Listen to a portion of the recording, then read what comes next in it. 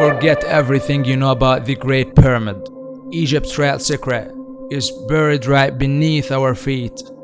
3,000 rooms cut into pure stone, a maze so massive it was built to swallow people alive.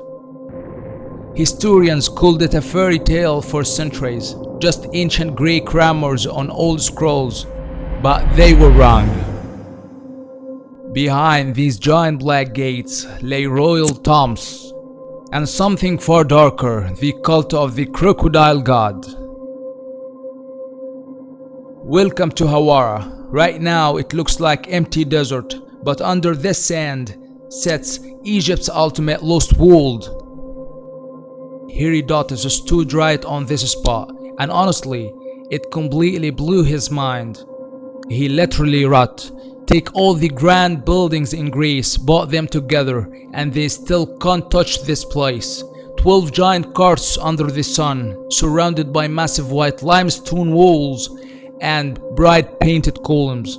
1,500 rooms above ground, but the 1,500 rooms hidden underneath. And that's where things get terrifying. Pharaoh Amenemhat III didn't just build a tomb here, he built a psychological fortress. Herodotus tried to go down there. The priests flat out said no. They were guarding the sacred mummies of Sobek. Tight basalt tunnels, pitch black. If your torch went out without a guide, you were dead. Priests held secret midnight chants here. With shadow flickering across walls nobody was allowed to raid. 30-ton granite blocks sealed the deepest rooms. And trust me, they weren't trying to keep thieves out. They were keeping something in. An endless grid of identical stone turns, designed specifically to break your mind. Then Rome took over. They didn't care about the art. They tore the limestone down brick by brick for cheap stones. Storms did the rest. Within a few centuries, only a broken mud pyramid was left. In 1888, archaeologist Flinders Petrie took a quick look, found some rubble, and basically gave up. For 100 years, scientists laughed it off, and they said Herodotus was just making things up.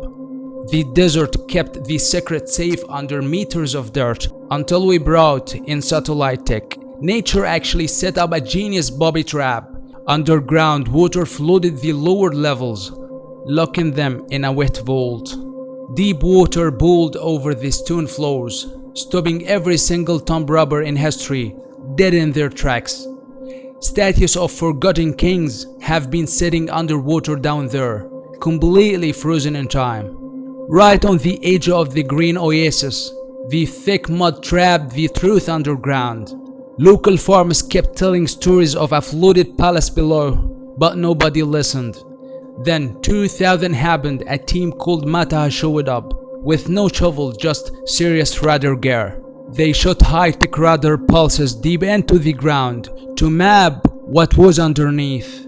And what popped up on their monitors shocked everyone, a massive perfect grid of giant stone walls. Space satellites scanned the two huge rectangular structures spanning hundreds of meters. Nature didn't do this. Herodotus was telling the truth the whole time.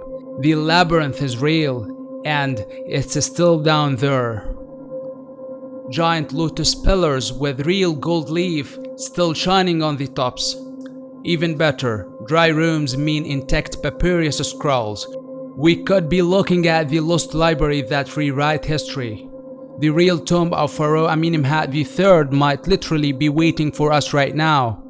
The Labyrinth of Hawara isn't a myth anymore, it's a real-time capsule waiting under the sand. And with the tech we have now, we are closer than ever to seeing inside without breaking a single stone. Standing in front of these black basalt gates proves one thing: Egypt is nowhere near done telling its secrets. Would you step inside this maze? Let me know in the comments. Hit the subscribe button, and I will see you in the next mystery.